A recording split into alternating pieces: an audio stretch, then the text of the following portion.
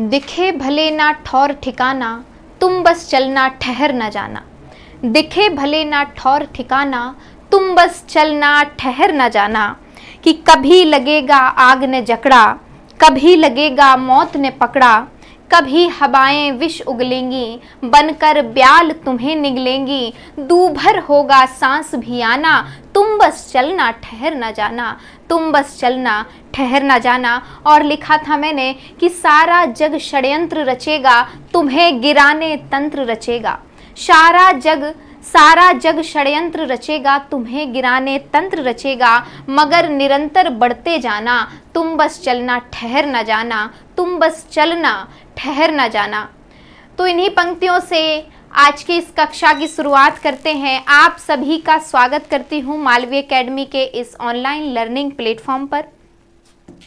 आप लोग कैसे हैं, कैसी पढ़ाई चल रही है, थोड़ा जानकारी दीजिएगा। और हम लोग जो श्रृंखला लेके आए थे, यानी कुछ कक्षाएं हम लोग यूट्यूब पर बीएड, एलएलबी यानी पीजी कोर्सेज में जो आपके जहाँ भी हिंदी आपकी पूछी जाती है, तो उनसे संबंधित अगर ये टॉपिक आपके एग्जाम में पूछे जाते हैं, आते हैं, तो ये टॉपिक बिल्कुल आपके लिए हैं। आप पढ़िए, इसका आप पूरा फायदा लीजिए। यूट्यूब पर फ्री क्लासेस आपके लिए उपलब्ध हैं।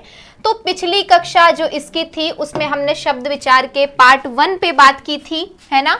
और जो हमारे तत्सम शब्द हैं, हमारे तद्भव शब्द हैं, देशज जो शब्द हैं, विदेशज शब्द हैं, इन सब पे हमने क्या की थी, अपनी बातचीत की थी। अब हमारा जो है लेक्चर 2 है शब्द विचार का, और इसमें हम क्या पढ़ने वाले हैं। तो सबसे पहले हम रूढ़ शब्द पढ़ने वाले हैं। रूढ़ शब्द क्या होते हैं, ठीक है। यौगिक शब्द क्या होते हैं, कैसे बनते हैं, ठीक है। कैसे हम पहचानेंगे कि ये जो शब्द है कोई भी ए टू जेड, तो ये शब्द यौगिक है, योगरूढ़ है, रूढ़ है, कैसे पहचानेंगे, या योगरूढ़ है, कौन सा शब्द है। तो इस पे हम लोग क्या करेंगे, बातचीत करने वाले हैं आज के इस वीडियो में। तो ध्यान से इस लेक्चर को देखिएगा, ठीक है। एकदम मजा आएगा आपको पढ़ने में, पढ़िएगा। ओके, तो हम बातचीत करते हैं इस पे।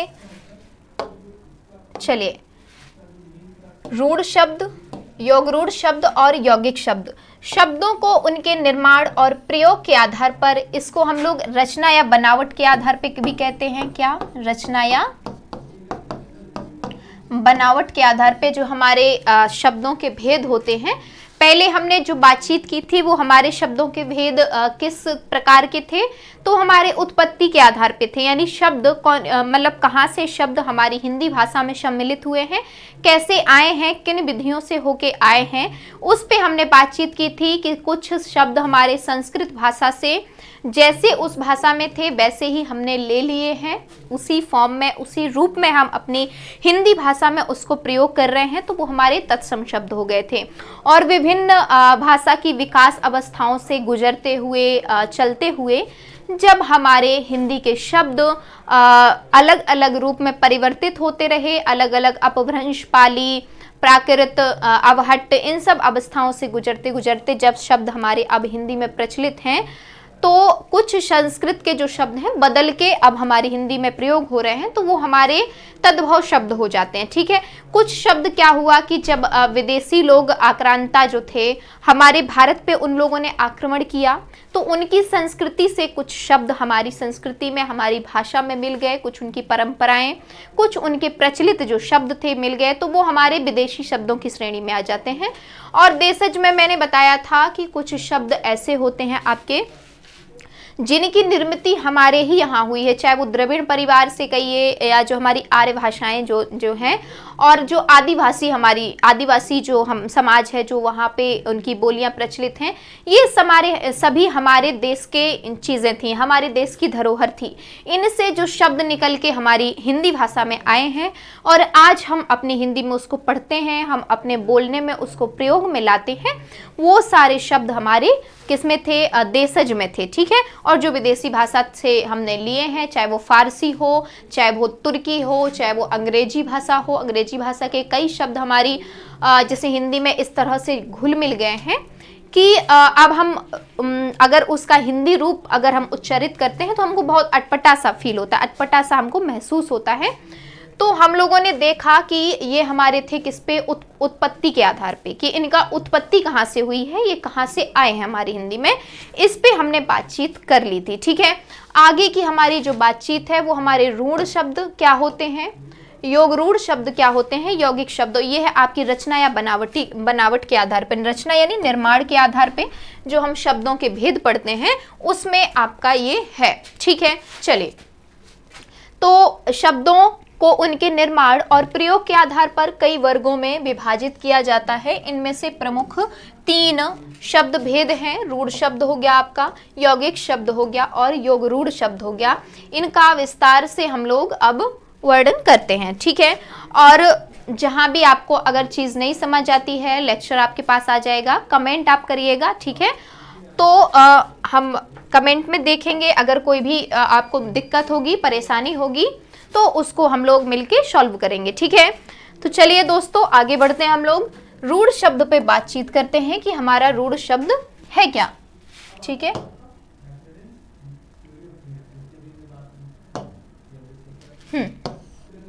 चलिए देखते हैं। रूढ़ शब्द ऐसे शब्द होते हैं जिनका प्रयोग, पहले आप जो इसमें परिभाषा नुमा ये जो बात कही गई है उसको पहले आप पढ़ लीजिए, फिर मैं व्यवहारिक ये कैसे है, कैसे आप समझेंगे, उस पे हम लोग बातचीत करते हैं। और आप एक बात से एकदम निश्चिंत रहिएगा, आपको सारी चीज़ें एकदम से समझ आने वाली हैं। ठीक है, कहीं भी आपको कोई कंफ्यूजन नहीं रह जाएगा। एक बार आप पूरा लेक्चर अटेंड कर लीजिए, कहीं भी आपको आगे से जो भी आप एग्जाम देंगे तो रूढ़ शब्द में, यौगिक शब्द में, योग रूढ़ शब्द में कोई कंफ्यूजन नहीं रह जाएगा। आप एकदम क्लियर से ये पहचान लेंगे कि ये आपका रूढ़ शब्द है, ये आपका यौगिक शब्द है, ये आपका योग रूढ़ शब्द है। तो थोड़ा सा धैर्य रखिए और कक्षा आप फिनिश करिए। और अगर अंत तक जब आप पूरा लेक्चर अटेंड कर लेते हैं और फिर आपके मन में अगर कोई डाउट है, कोई बातचीत ऐसी रह जाती है, तो आप उसको कमेंट कर सकते हैं। ठीक है, उस पे हम लोग बातचीत कर लेंगे, उस पे हम आपको जो भी उसका सॉल्यूशन होगा वो दिया जाएगा। ठीक है, तो पहले इसको पढ़ते हैं। ठीक है, फिर हम क्या करते हैं, एग्जाम्पल से और इसको समझ लेते हैं।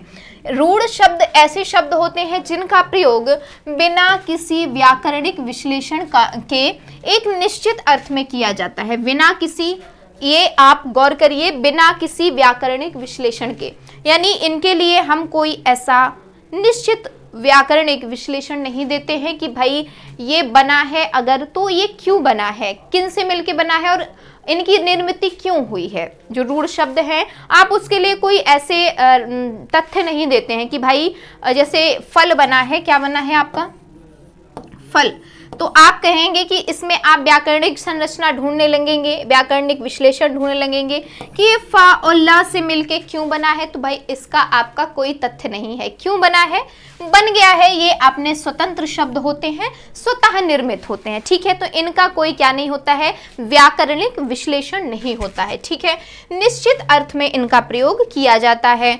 ठीक, इनका प्रयोग क्या होता है, एक निश्चित अर्थ में होता है, एक संकुचित अर्थ भी कह सकते हैं कि ये उसी अर्थ में हम इनको प्रयोग करते हैं।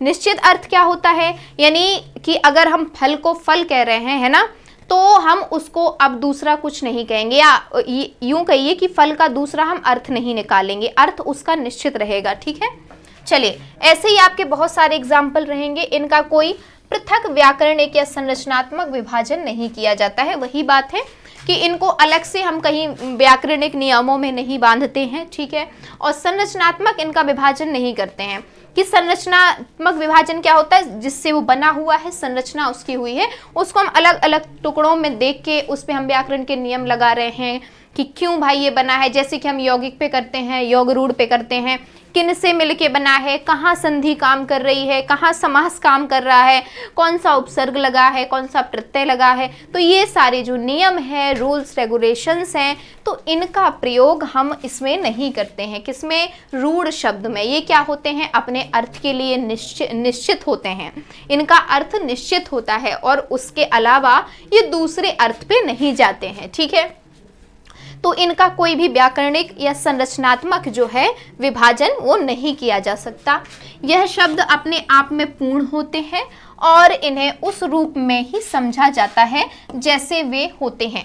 यानी कोई एक शब्द है रूढ़ शब्द, जैसे घर ले लीजिए, घर को ले लीजिए, तो जब ये घर लिखा हुआ है तब ये अपने आप में पूर्ण है, अपने आप में ये पूर्ण अर्थ रखता है। जब हम घर कह रहे हैं, किसी भी व्यक्ति से हम बात कर रहे हैं, घर शब्द अगर हम प्रयोग में ला रहे हैं तो वो इसका अर्थ पूर्ण रूप से समझ जाएगा कि भाई ये घर की बात, होम की बात हो रही है, ठीक है।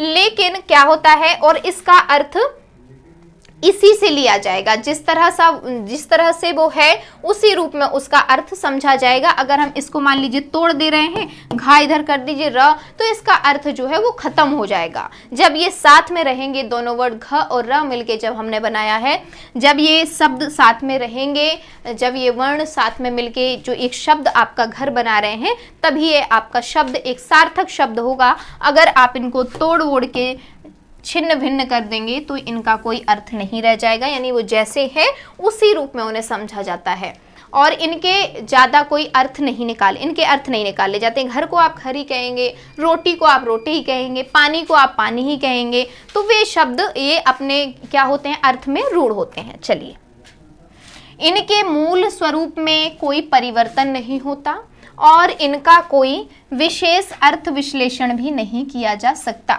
वही चीज़ है कि जो मूल रूप है उसमें कोई परिवर्तन नहीं होता है, जैसे मूल रूप में है वैसे ही वो प्रयोग किए जाते हैं, ठीक है। जितने भी रूढ़ शब्द हैं आप उनको सबकी बात करिए। रूढ़ शब्द की परिभाषा क्या है, ये हम लोगों ने समझा कि रूढ़ शब्दों की प्रकृति क्या है, कैसी है। रूढ़ शब्द होते कौन है वो देखिए कि इन शब्दों को हम लोग अलग अलग दो सार्थक शब्दों में विभक्त नहीं कर सकते हैं। अगर ऐसा हो जाता तो वो हमारे यौगिक शब्द बन जाते, क्योंकि यौगिक शब्द क्या होते हैं, दो सार्थक शब्दों से मिलकर या तो बने होते हैं, या जो आपका एक सार्थक वर्ण होगा उसका कोई ना कोई अर्थ होता होगा, तब वो जाके यौगिक बनाता है। लेकिन जो आपके ऋण शब्द होते हैं वो ऐसे नहीं होते हैं। इनको अगर आप तोड़ देते हैं तो उसका अस्तित्व समाप्त हो जाता है, अस्तित्व तो उसका नहीं रह जाता है। ये आपके ऋण शब्द होते हैं, इनका कोई विशेष अर्थ विश्लेषण नहीं किया जा सकता। यानी इनका जो एक अर्थ ये दे रहे हैं, अपना जो निश्चित अर्थ दे रहे हैं दोस्तों, उसी अर्थ में हम इनको लेते हैं। इनका हम दूसरा अर्थ नहीं निकालते हैं, इनका दूसरा अर्थ विश्लेषण हम इनका नहीं करते हैं। बताइए, इतनी चीज आपको समझ आई है? बताइए, अर्थ विश्लेषण क्या होता है? अलग अलग उसके जो हम अर्थ निकाल रहे हैं वो हम रूढ़ शब्द के नहीं निकालते हैं। रूढ़ शब्द का एक जो अर्थ हमको पता है, एक जो उसका तात्पर्य, उसका भाव हमको मालूम है, उसी भाव में हम उसको प्रायः प्रयोग करते हैं। तो ये आपके रूढ़ शब्द होते हैं। इसकी विशेषताएं देखिए, वही सारी विशेषताएं जो अभी हमने इसमें पढ़ी, और देख लीजिए हैं वही। इनका कोई स्पष्ट व्याकरणिक आधार नहीं होता, बिल्कुल नहीं होता। हमने इसी पे अभी बातचीत की थी, कोई व्याकरणिक आधार में हम इनको नहीं बांध पाते हैं कि भाई घा और रा से मिलके घर बना है तो घा और रा से ही क्यों मिलके बना है ना।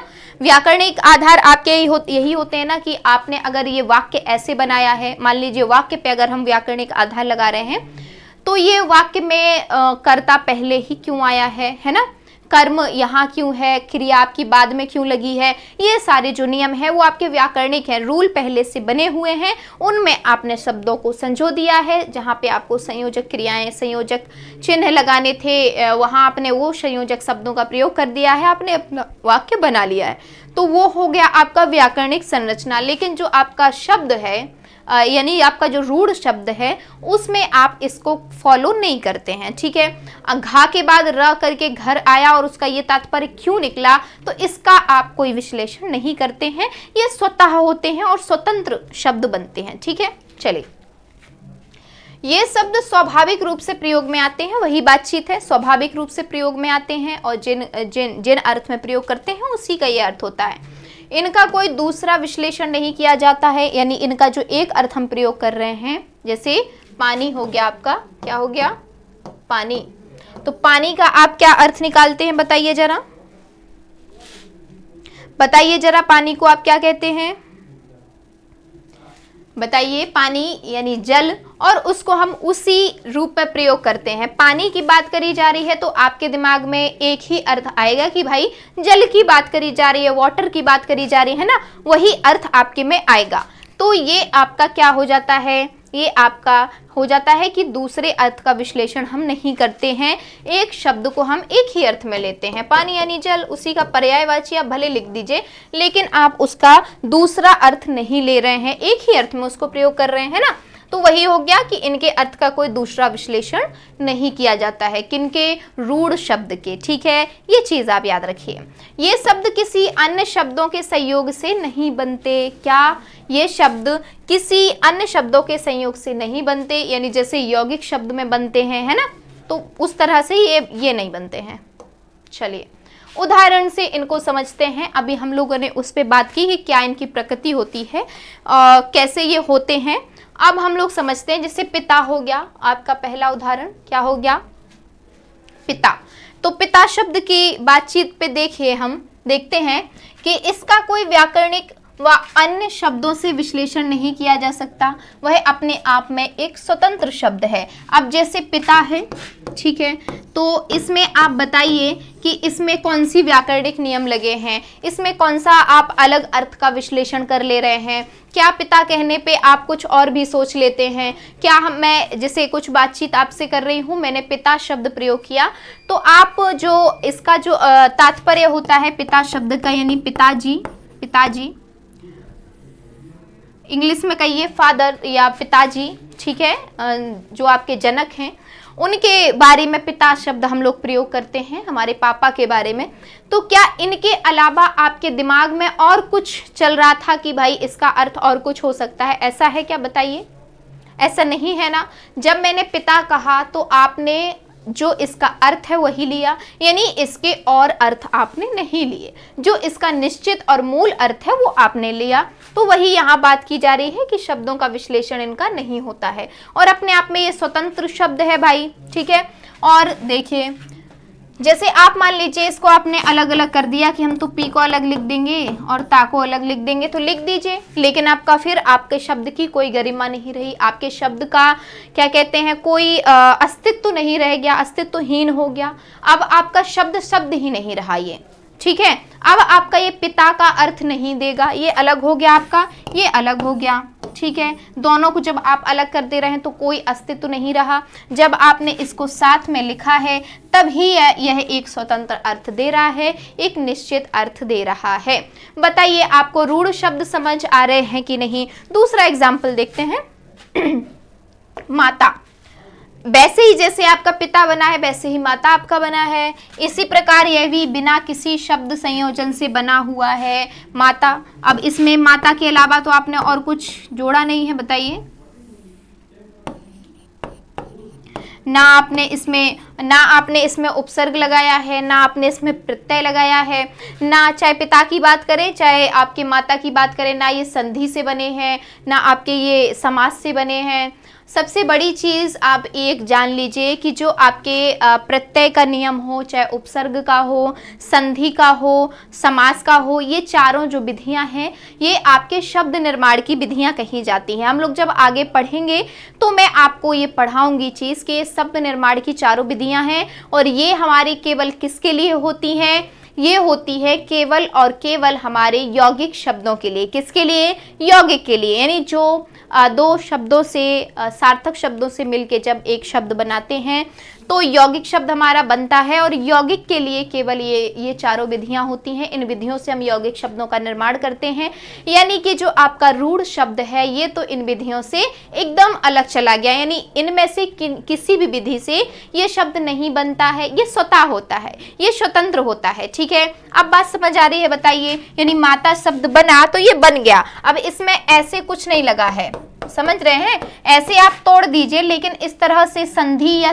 कुछ भी कोई नियम इसमें फॉलो नहीं हो रहा है, इसमें आपका कोई रूल नहीं लगा है। ठीक है, माता आपका स्वतंत्र शब्द हो गया। ठीक है, और इसी तरह ये क्या हो गया? आपका रूढ़ शब्द हो गया।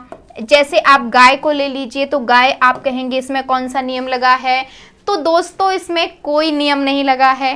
पेड़ की बात करिए, इसमें कहिए कौन सा नियम लगा है? तो इसमें भी आपका कोई नियम नहीं लगा है।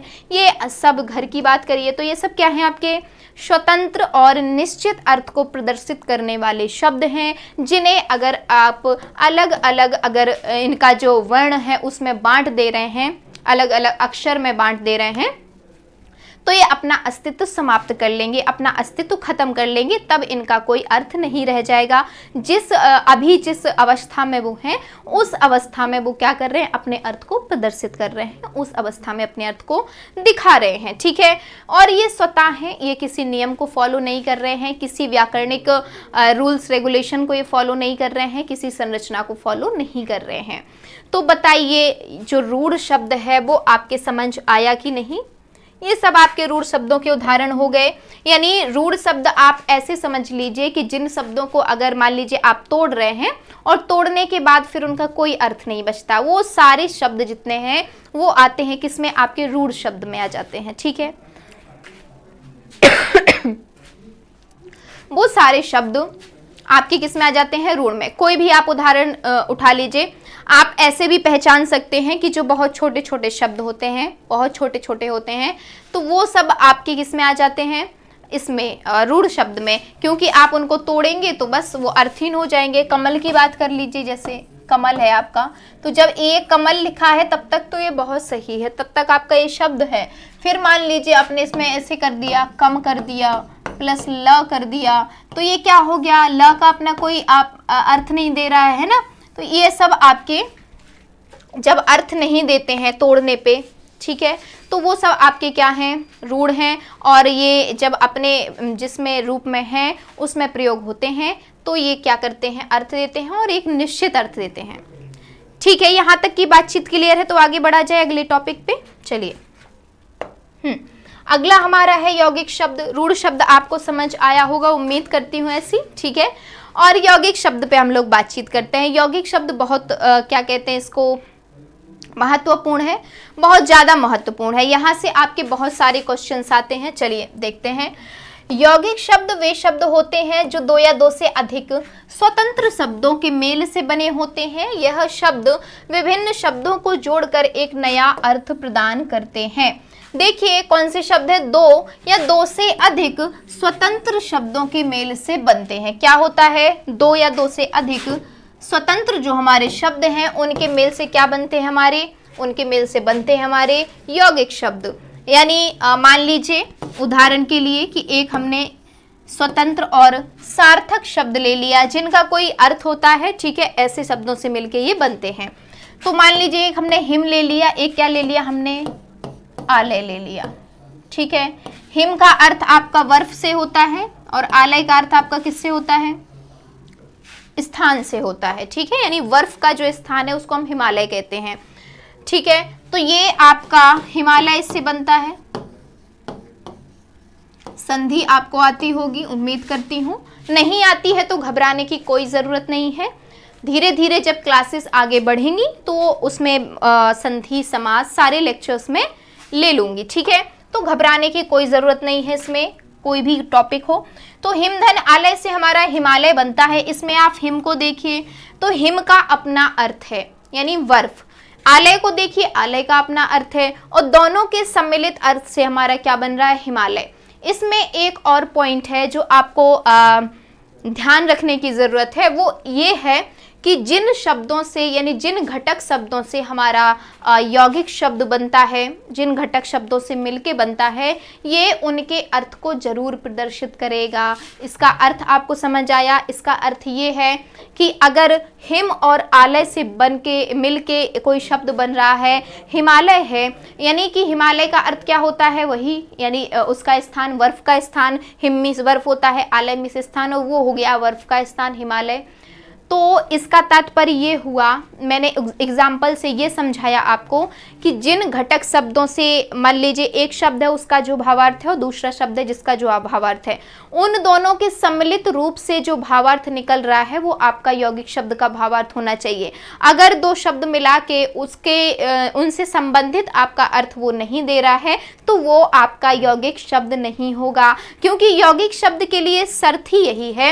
यौगिक शब्द के लिए क्या शर्त है आपकी, कि जो आपका यौगिक शब्द है वो अपने घटक शब्दों का ही अर्थ देगा। घटक शब्द कौन होते हैं? जिनसे मिलके वो बना होता है, यानी जिनसे मिलके आपका यौगिक शब्द बना है उनका अर्थ जरूर देगा। ऐसा नहीं होगा कि आपने यहाँ पे कुछ एक शब्द मिलके दूसरे शब्द, दो शब्द मिला के बनाए और तीसरा जो वो अर्थ है तो उसका जो अर्थ होना चाहिए, यानी जो इन दो कंपाउंड से मिलके जो बनना चाहिए वो ना देके कुछ और अर्थ प्रदर्शित कर रहा है, कुछ और ही उसका अर्थ चला गया।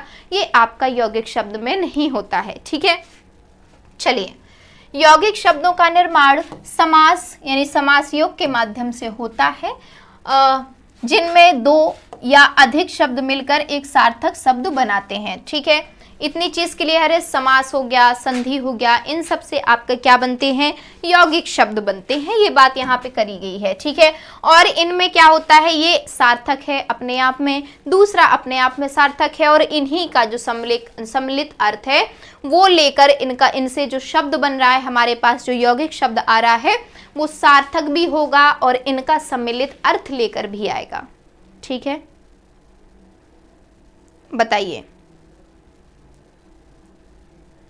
यहां तक चीजें क्लियर हैं? यहां तक चीजें क्लियर हैं? बताइए, यौगिक शब्द आपको समझ आया क्या होते हैं? यौगिक शब्द वे होते हैं, यौगिक शब्द को अगर आप तोड़ देते हैं तो भी उनके जिन भागों में वो टूटता है उनका अर्थ होता है। जिन भागों में हमारा यौगिक शब्द टूटता है उनका अर्थ होता है। अगर अर्थ नहीं होगा तो बताइए कौन सा हो जाएगा? कमेंट करिए।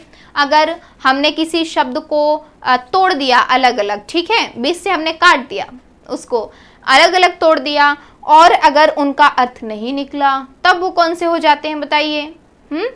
तब वो हो जाते हैं हमारे कौन से?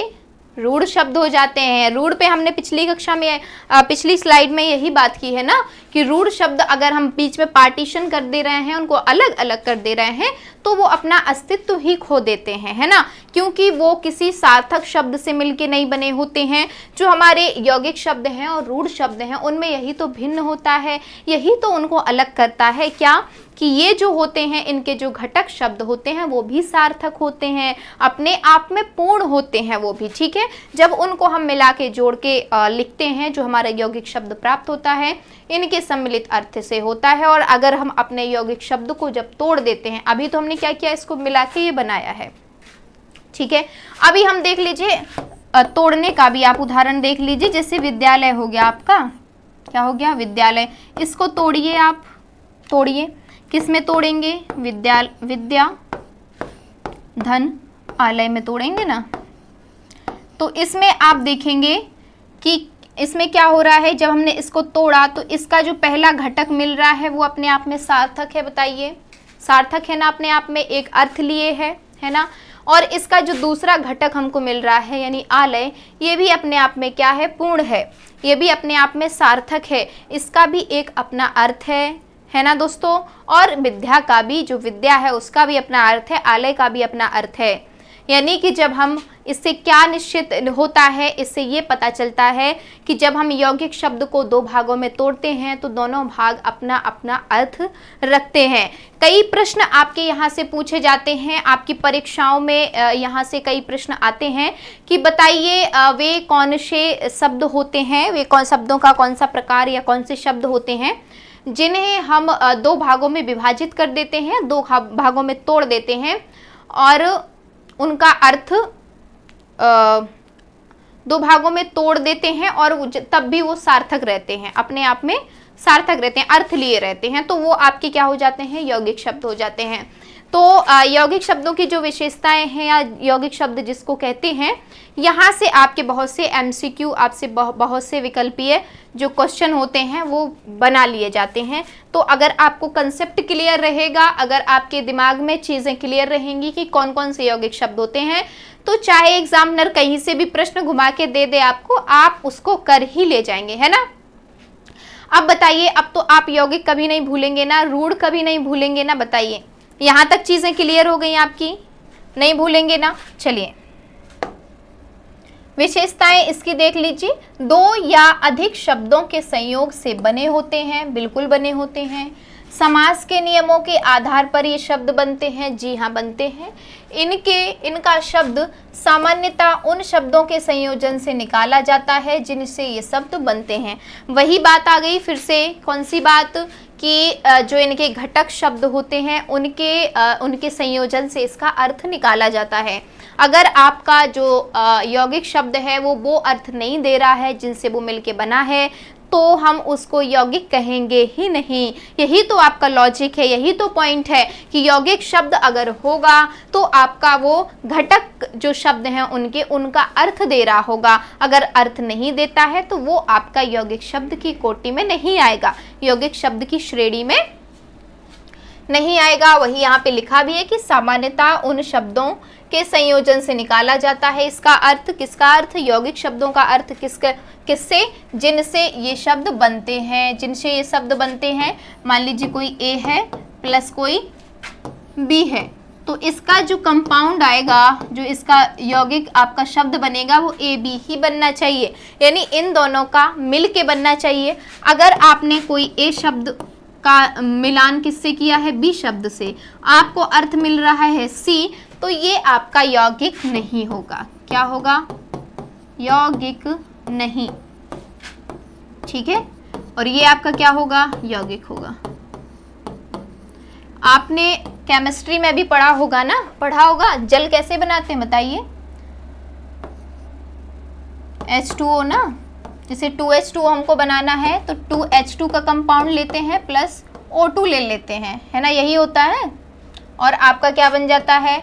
2H2O बन जाता है। तो क्या होता है इसमें? देखिए आप, होता वही है कि जब हम हाइड्रोजन का कंपाउंड और ऑक्सीजन का कंपाउंड लेते हैं तो हमको जो H2O मिलता है, हमको जल मिलता है, यानी कि तो वो हमारा इन दोनों के कंपाउंड से मिलके ही बनता है, यानी हाइड्रोजन ऑक्सीजन से मिलके ही हमारा क्या बनता है? जल बनता है। तो जल के अंदर जो हमारे कंपाउंड है वो किसके हैं? हाइड्रोजन के और ऑक्सीजन के। तो वही बात यहाँ पे है, एकदम सेम कंसेप्ट से आप समझिए। अब आप ये मत कहिएगा कि केमिस्ट्री से आप हिंदी समझा रही हैं, आपको समझ आना चाहिए, ये एकदम बेसिक सी बात है। ऐसा कोई नहीं होगा, मुझे लगता है इसको ये ना पता हो। इसलिए आपको अगर यहाँ से समझ आ रही हैं चीज़ें तो यहाँ से समझिए, कोई उसमें वो बात नहीं है ना। तो यही आपके यौगिक शब्दों के बारे में कहा गया है। क्या कहा गया है कि अगर कोई शब्द आप मतलब दो शब्द आप मिलके, मान लीजिए ए बी मिलके आप बना रहे हैं, तो जो आपका यौगिक बनेगा यानी आपका यौगिक शब्द होगा तो वो ए बी का ही आपका अर्थ देगा। अर्थ से यहाँ पे आप बात लीजिए, ठीक है। और अगर ए और बी मिला के आपका सी अर्थ दे रहा है, ए बी का अर्थ नहीं दे रहा है, तो वो आपका यौगिक नहीं होगा। सिंपल सी बात है, एकदम सिंपल सी बात है। बताइए आपको समझ आई कि नहीं? बात समझ आई है? चलिए इसकी उदाहरण देखिए। जैसे आपका राजकुमार हो गया, राजा धन कुमार, यानी राजा का अपना अर्थ है, कुमार का अपना अर्थ है। राजा यानी जो राजा होते हैं, महाराज जिनको कहते हैं, और कुमार, ठीक है, यानी उनका जो बेटा है।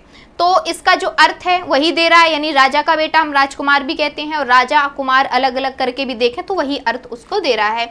यहाँ दो शब्द राजा और कुमार मिलके एक नया अर्थ प्रदान कर रहे हैं, जो अर्थ क्या है आपका? राजकुमार है, लेकिन अपने घटक शब्दों से भिन्न नहीं है, ठीक है। जलपान यानी जल और पान, यानी जल और पान दोनों मिलके आपका जलपान बन गया। दो शब्दों के मेल से शब्द बना है जिसका अर्थ होता है खाना पीना, ठीक है। पुस्तकालय देख लीजिए, पुस्तक धन आलय, वही एग्जाम्पल जो अभी मैंने दिया था, इसका अर्थ है किताबों का स्थान। जो उसका अर्थ है पुस्तकालय का, वही आपका अर्थ दे रहा है पुस्तक धन आलय मिला के। तो ये सब जो उदाहरण है आपके किसके हो गए बताइए? यौगिक शब्दों के उदाहरण हो गए। किसके हो गए? यौगिक शब्दों के उदाहरण हो गए। यहाँ तक चीजें क्लियर हुई? चलिए बढ़ते हैं आगे। अब हम आते हैं जो हमारा तीसरा जो है शब्द, वो है हमारा रचना या बनावट के आधार पे क्या है? योगरूढ़ शब्द। क्या है? योगरूढ़ शब्द। तो योगरूढ़ शब्द पे बात करते हैं। अभी हम लोगों ने रूढ़ शब्द पे बातचीत की, फिर यौगिक शब्द पे बातचीत की, फिर हमने किस पे बातचीत की? योगरूढ़ पे हम लोग बात करने वाले हैं। तो दो चीजें आपको क्लियर हुई, अब उनमें कंफ्यूजन आपको नहीं होगा। जिंदगी भर के लिए याद कर लीजिए, कोई भी आपको एग्जाम देना हो पढ़ लीजिए एक ही बार में, और एकदम इसी कक्षा में इसी समय पे याद कर लीजिए, रटने की कोई ज़रूरत नहीं है। एकदम जो इसका कंसेप्ट है उसको दिमाग में रख लीजिए, आपको रटने की कोई आवश्यकता नहीं है। तो चलिए योग रूढ़ शब्द को भी हम लोग समझते हैं। वे शब्द जो दो या दो से अधिक स्वतंत्र शब्दों के योग से बनते हैं। योग रूढ़ में सबसे पहले देखिए आपका योग रूढ़ कैसे बना है। तो इसमें आपका योग भी है और क्या है, रूढ़ भी है। हम लोगों ने क्या क्या पढ़ा है, हम लोगों ने रूढ़ शब्द पढ़ा है और यौगिक शब्द पढ़ा है ना, यही हुआ है। अब यौगिक आपका किससे बनता है, योग में जब हम लोग एक प्रत्यय लगा देते हैं, क्या लगा देते हैं, एक प्रत्यय लगा देते हैं तो आपका यौगिक बन जाता है। योग शब्द में हम एक प्रत्यय लगा देते हैं तो आपका यौगिक बन जाता है। तो यौगिक से हमने लिया योग, क्या किया, समझना चीज को, यौगिक से हमने लिया योग, रूढ़ को हमने उठा लिया पूरा का पूरा, क्योंकि वो था ही उतना है ना, रूढ़ होता ही छोटा है। आपने इसके नाम से ही समझिए रूढ़ शब्द कैसे होते हैं, छोटे ही होते हैं भाई। तो रूढ़ को उठा लिया, यौगिक को उठा लिया और दोनों को मिला के हमने योग रूढ़ बना दिया। क्या बना दिया, दोनों को उठा के हमने क्या बना दिया, ये योग कहाँ से लिया है, यौगिक के योग प्लस एक से ही हमने योग उठाया, प्लस रूढ़ हमने कहाँ से, जो पहला हमने पढ़ा था वहाँ से हमने रूढ़ ले लिया, योग रूढ़ हो गया आपका। इतनी चीज़ समझ आई, बताइए, इतनी चीज़ में कोई कंफ्यूजन नहीं ना, इतनी चीज़ समझ आई। तो हमने शब्द बस बताया है कि योग रूढ़ कैसे बना, ठीक। आप इसलिए ऐसे हम क्यों बता रहे हैं, क्योंकि ये समझिए कि यौगिक की योग की जो प्रवृत्ति है, योग की जो विशेषता है, यौगिक में क्या होता है, दो शब्द आपस में मिलते हैं और एक नया शब्द बनाते हैं जो अपने घटक शब्दों के अर्थ के जैसा ही होता है।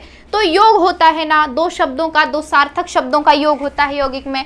तो जो योग की प्रवृत्ति है यानी दो शब्दों के मिलने की जो विशेषता है वो हमने कहाँ से ली, यौगिक से ली। इसीलिए मैंने कहा कि योग हमने यहाँ से उठाया है। इतनी बात समझ आई, बताइए।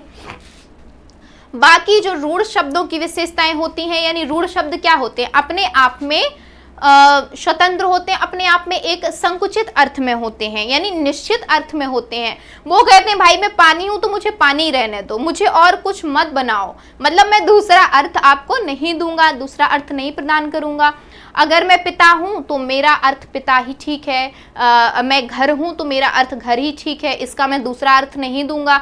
यानी अपने आप में क्या होते हैं, संकुचित होते हैं, अपने आप में निश्चित अर्थ होता है। तो ये जो रूढ़, तभी तो उनको रूढ़ कहते हैं, अपने आप में अपने अर्थ में क्या होते हैं, रूढ़ होते हैं। रूढ़ किनको कहते हैं, जो अपने एक निश्चय से हटते नहीं हैं, वो रूढ़ होते हैं। जैसे आप लोग पढ़ते होंगे तो उसमें आप देखते हैं रूढ़िवादी लोग, रूढ़िवादी परंपराएं। रूढ़िवादी परंपराएं कौन होती हैं, जो भाई सदियों से चली आ रही हैं और एक विशेष मान्यता जो होती है उनकी, उसको फॉलो करती हुई चली आ रही है, उसका अनुसरण करती हुई चली आ रही हैं। अब वो सही हो या गलत हो, ठीक। रूढ़िवादी लोग कौन होते हैं, जिनको ये समझ नहीं होती है कि ये चीज़ सही है या गलत है, उनको इससे नहीं मतलब होता है। उनको ये रहता है मैं जो कह रहा हूँ, मैं जो बोल रहा हूँ, या मैं जो कह रही हूँ, मैं जो बोल रही हूँ वही सही है। भाई दुनिया जाए जहाँ जाए, जो विचार उनको ग्रहण करना है करे, मैं जो अर्थ दे रहा हूँ, मैं जो बात कह रहा हूँ वही सही है मेरे लिए। तो वो होते हैं रूढ़िवादी। ऐसे ही आपकी रूढ़िवादी परंपराएं होती हैं कि दुनिया भाई अब ऐसा हो गया, जैसे जब मान ली सती प्रथा की बात हम लोग करते हैं तो उसमें ऐसी समाज आ गया था, समाज सुधार हो रहे थे, लेकिन रूढ़िवादी लोग रूढ़िवादी परंपरा को चलाए जा रहे थे, नहीं भाई तुमको तो जलना पड़ेगा, जबरदस्ती जलना पड़ेगा। तो ये सारी चीज़ें ये रूढ़ियाँ थी, है ना। तो उसमें क्या था कि एक चीज़ को उसके अच्छे बुरे के बारे में जाने बिना ही उसको फिर से प्रचलन में लाना, उसको प्रचलित करते ही जाना, उसको छोड़ना नहीं। तो ये शब्द जो होते हैं वो भी इसी से अर्थ इसका रूढ़ होता है। रूढ़ का मतलब होता है वो अपने अर्थ को नहीं बदलते हैं, अपने अर्थ को नहीं छोड़ते हैं, जिस अर्थ में है उसी अर्थ में वो प्रयोग होते आ रहे हैं सदियों से, और आगे भी वो चाहते हैं हम उसी अर्थ में प्रयोग हो, है ना। ये आपके रूढ़ शब्द होते हैं। तो इनकी जो रूढ़िवादिता है, इन शब्दों की, इनकी जो रूढ़ता है, इनको हमने ले लिया योग रूढ़ में। इनको क्या किया हमने? योग रूढ़ में ले लिया। यौगिक शब्द से हमने क्या ले लिया? योग ले लिया। रूढ़ शब्द से हमने क्या ले लिया? रूढ़ ले लिया, और बन गया हमारा योग रूढ़। अब देखिए, अब आपको कितने सही से समझ आएगा। वे शब्द जो दो या दो से अधिक स्वतंत्र शब्दों के योग से बनते हैं, देख लीजिए, स्वतंत्र शब्दों के योग से बनते हैं, इतना हमने किस में पढ़ा था?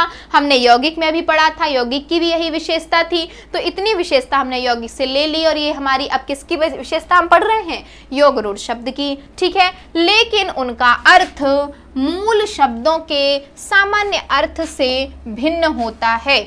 मूल शब्दों के सामान्य अर्थ से भिन्न होता है। रूढ़ शब्द में हम लोगों ने यौगिक में क्या पढ़ा था कि जो मूल शब्द हैं, यानी जो घटक शब्द हैं, जिनसे मिलके हमारा यौगिक शब्द बना है, उनका अर्थ वही होगा। लेकिन इसमें हम लोग H2 हाइड्रोजन और ऑक्सीजन का कंपाउंड लेके जल नहीं बना पाएंगे। इसमें आपका वो केमिस्ट्री में आप अप्लाई करिए, हिंदी के योग रूढ़ में आप जल नहीं बना पाएंगे। कंपाउंड आप कुछ मिला रहे हैं और प्रोडक्ट आपको कुछ मिलेगा। ये आपके किसकी बात है? योग रूढ़ की बात है। वही यहाँ बात कर रहे हैं। अगर मान लीजिए वही कंपाउंड दे रहे हैं, वही प्रोडक्ट दे रहे हैं, दो योग करके दो शब्द, तो आपका वो यौगिक बन जाएगा। फिर वो आपका योग रूढ़ क्यों रहेगा? क्योंकि ये तो हमारी विशेषता यौगिक शब्द की है। लेकिन योग रूढ़ में क्या होता है कि इनका अर्थ उनके मूल शब्दों के सामान्य अर्थ से भिन्न होता है। यानी कि जो हमारा फॉर्मूला है A+B वाला, कौन सा फॉर्मूला है? A+B वाला, तो इससे हमारा AB बनता है यौगिक में, और C बनेगा किसमें? योग रूढ़ में। किसमें? योग रूढ़ में। क्या बनेगा आपका? C कंपाउंड बनेगा। यानी आपने जिन शब्दों को मिला के इसका, और ये किसके हम लोग अर्थ में लेते हैं? भावार्थ में। यानी इसका भाव जो है, इसका जो अर्थ है, इसका जो तात्पर्य है, वो हमारे A का तात्पर्य और V का तात्पर्य मिला के जो इसका तात्पर्य होना चाहिए C का, वो नहीं होगा। C का कुछ अलग ही तात्पर्य निकल जाएगा, वो हमारा योग रूढ़ शब्द होगा। अब बताइए चीजें समझ आई हैं कि नहीं? अब आपको कंफ्यूजन तो नहीं रूढ़, योग रूढ़, यौगिक में? अब बताइए, अब चीजें क्लियर हैं? आपका जो एक शब्द है उसको जब आप दूसरे शब्द से मिलाएंगे, तो इस शब्द का अर्थ और इस शब्द का अर्थ अगर मिलके एक हो जाता है, यानी वही अर्थ देगा, तब तो आपका यौगिक बन जाएगा। लेकिन अगर वही अर्थ नहीं दे रहा है, कोई तीसरा अर्थ हो रहा है, और वो अर्थ अपने आप में रूढ़ हो गया भाई, ये आपका योग रूढ़ हो जाता है। जैसे देखिए, सामान्य अर्थ से भिन्न होता है, इतनी बात आपको समझ में आई? बताइए इतनी चीज समझ में आई? योग रूढ़ शब्दों में शब्दों का संयोजन तो यौगिक शब्दों की तरह होता है। वही चीज है, देखिए, यौगिक शब्दों की तरह क्या हो रहा है? संयोजन हो रहा है, यानी जो मिल रहे हैं उनके मिलने की जो योग की प्रक्रिया है, किस तरह है? यौगिक शब्दों की। लेकिन उनका जो नया अर्थ निकलता है, इनमें क्या होता है? हमेशा नया अर्थ निकलता है, वह उनके मूल शब्दों के अर्थ के आधार पर नहीं समझा जा सकता। वही सामान्य सी बात है कि मूल शब्दों का जो अर्थ है वो उनके प्रोडक्ट में, वो उनके योग रूढ़ शब्द का अर्थ नहीं होगा, उनका जो भावार्थ है वो नहीं होगा। यह शब्द संयोजन से एक विशिष्ट प्रतीकात्मक या सांस्कृतिक अर्थ प्रदान करते हैं। क्या करते हैं? या तो ये कोई विशिष्ट अर्थ बना लेते हैं, विशिष्ट यानी कोई विशेष अर्थ में प्रदर्शित होने लगते हैं, प्रतीकात्मक अर्थ बना लेते हैं, प्रतीक में जो होते हैं वो वैसा अर्थ देते हैं, या जो संस्कृति से चले आ रहे हमारे सांस्कृतिक अर्थ हैं कोई, वो अर्थ प्रदान प्राप्त कर लेते हैं। इस तरह के अर्थ देते हैं दो शब्द आपस में मिलके, ठीक है, जो सामान्य रूप से उन शब्दों के आधार पर नहीं आता। किन के आधार पे नहीं आता? जिनसे वो बने हैं, ठीक है। यहाँ तक चीजें क्लियर हैं? बताइए आगे बढ़ें। योग रूढ़ शब्द मैं उम्मीद करती हूँ कि आपको समझ आया होगा। इतने सही से एग्जाम्पल दे के समझाया है, मैं उम्मीद करती हूँ कि आपने समझा होगा। इसकी विशेषताएं देख लीजिए। दो या अधिक शब्दों का संयोग होता है, बिल्कुल होता है। योग रूढ़ शब्दों में भी दो या दो से अधिक शब्द मिलते हैं, जैसे यौगिक शब्दों में होते हैं। वो यौगिक वाली, योग वाली विशेषता ली है, तो ये होना ही होना है, ये निश्चित है, ठीक है। भिन्न अर्थ होता है। देखिए, यद्यपि ये शब्द दो या दो से अधिक शब्दों के योग से बनते हैं, उनका अर्थ घटक शब्दों के समान अर्थ से अलग होता है। यानी घटक शब्द यानी जिनसे वो मिल के बने हैं, उनके अर्थ से क्या होता है? भिन्न होता है, अलग होता है, सामान्य अर्थ से अलग होता है। उदाहरण के लिए योगरूढ़ शब्द का अर्थ उनके घटक शब्दों से सीधा नहीं निकलता, यानी किसी और अर्थ में निकलता है, किसी तीसरे अर्थ में निकलता है। नया अर्थ होता है, बिल्कुल होगा, घटक शब्दों से नए और विशिष्ट अर्थ का निर्माण होता है, जो सामूहिक रूप से भिन्न रूप में प्रकट होता है। उस रूप में नहीं होता है, भिन्न में होता है।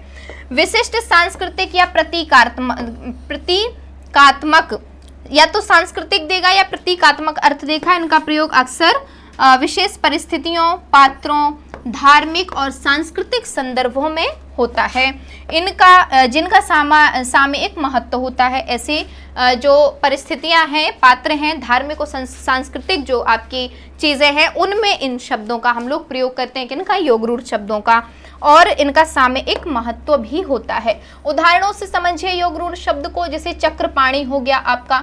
देख लीजिए, एक चीज़ आप समझिए, जितने आपके बहुब्रीहि समास वाले हैं, कौन है? बहुब्रीहि समास। बहुब्रीहि समास भी लिख लीजिए। ये सारे आपके बता दे रही हूँ मैं क्या होते हैं, योगरूढ़ होते हैं। ये ट्रिक आप याद कर लीजिए, इस ट्रिक को आप दिमाग में रख लीजिए। बहुब्रीहि समास आपने पढ़ा होगा, है ना? तीसरे अर्थ के लिए रूढ़ होते हैं, जो वही यहाँ भी पढ़ रहे हैं हम योगरूढ़ में। तो बहुब्रीहि समास के अंतर्गत चाहे लंबोदर, गजानन, पीताम्बर, दशानन, चक्रपाणी, कुछ भी के कोई भी एग्जाम्पल आप लीजिए, जितने शब्द आपके ऐसे, ज़्यादातर इसमें ऐसे ही आते हैं, देवी देवताओं के नाम आ जाते हैं, ये सब आपके बहुब्रीहि में आते हैं। तो ये सब आपके योगरूढ़ शब्द होंगे। पहली चीज़ दिमाग में रख लीजिए। आपसे पूछे कि निम्न में से योगरूढ़ शब्द छांट के बताइए, आप उस पे सरसरी नजर डालिए, निगाह डालिए। जैसे ही आपको कोई बहुब्रीहि समास का शब्द मिल गया, तुरंत आप उसमें लगा दीजिए कि यही आपका आंसर है, वही सही होगा। ठीक है। चक्र, इसका सामान्य अर्थ होता है चक्र या पहिए का हथियार, जो चक्र होता है। ठीक है। अब बताइए, आप चक्र तो कोई भी रख सकता है ना? सामान्य, मैं अगर मान लो मैं जाऊं कहीं, रोल कोई कर रही हूँ, तो मैं भी चक्र लेके खरीद के अपना घुमाने लग जाऊं, तो मुझे क्या लोग चक्रपाणी कहेंगे? बताइए, नहीं कहेंगे। क्यों? क्योंकि चक्रपाणी भगवान विष्णु के अर्थ में क्या हो गया है? भगवान विष्णु के अर्थ में ये प्रयोग किया जाता है, और ये रूढ़ हो गया है। रूढ़ का मतलब मैंने आपको अभी समझाया कि जहाँ से लोग हटना नहीं चाहते हैं, एक ही अर्थ दे रहे हैं और नहीं चाहते हैं कि उसके और भी चीज़ें हों उसके आसपास, वो आपका रूढ़ होता है। इसमें देखिए, पाणी का अर्थ होता है हाथ, और चक्रपाणी का शाब्दिक अर्थ हाथ में चक्र धारण करने वाला होता है, यानी जिसके हाथ में चक्र है, कोई भी व्यक्ति हम उसको चक्रपाणी कह सकते हैं। लेकिन देखिए क्या हुआ, यह शब्द आपका भगवान विष्णु के लिए प्रयोग होता है। यहाँ इसका धार्मिक और सांस्कृतिक महत्व भी है, जो सामान्य अर्थ से भिन्न है। अर्थात आपका चक्रपाणी क्या हो गया? योगरूढ़ शब्द हो गया। ठीक है, चलिए। हाँ, अगला हमारा है क्या है? पीताम्बर हो गया।